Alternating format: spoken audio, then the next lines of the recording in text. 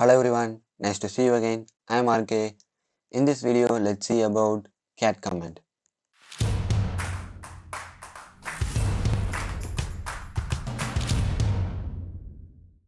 In our previous videos, I used cat command sometimes. Now let's see how to use that cat command to display content in a file and merge the contents in the file. So let's start. Here I already have a file named file1.txt. Let's display the content in the file. Here the file has, this is the first file. Now I am going to create a new file with name file2.txt using gedit.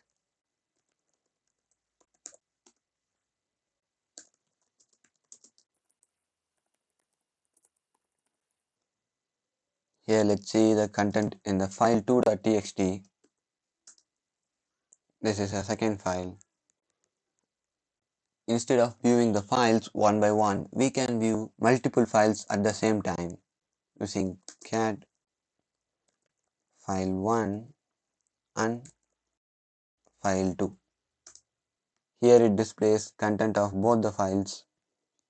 Here, instead of using gedit to create a file and writing content in that, we can use cat command to do the same. For that, we need to use cat greater than and file name, file3.txt. Here it displays nothing, it means we need to write the content that we need to store. Here I am typing, this is third file. After writing a content, just enter Ctrl D to save that and close it. Now you can view the content in the file. This is the third file. We have a flag in cat to display line number for each line of content in a file. First, I am going to display my password file. Here, it's my password file, but you can't see any passwords here. There are lots of lines here. Now, I am going to use the end flag to display numbers for each line. Here you can see that here it gives line number for the content in the file. And we have some more flags to view some more things.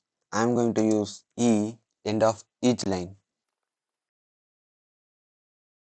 Here you can see each line has a dollar symbol. It means the current line is at the end. And we can use uppercase T to get some more details about that. Here nothing happens because it doesn't have any things like that. I'm using the -t for the first file that I created.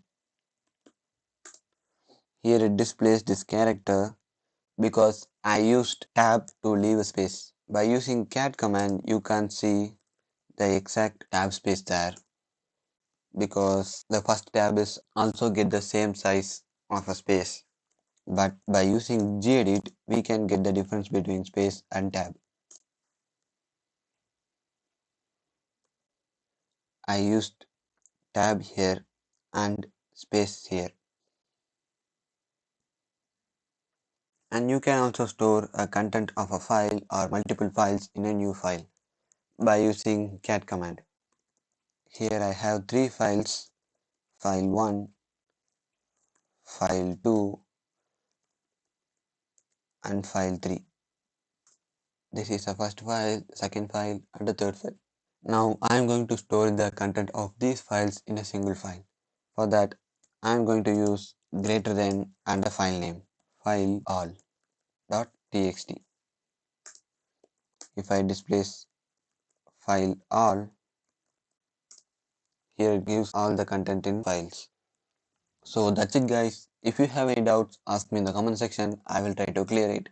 And thanks for watching. See you in the next video. Bye.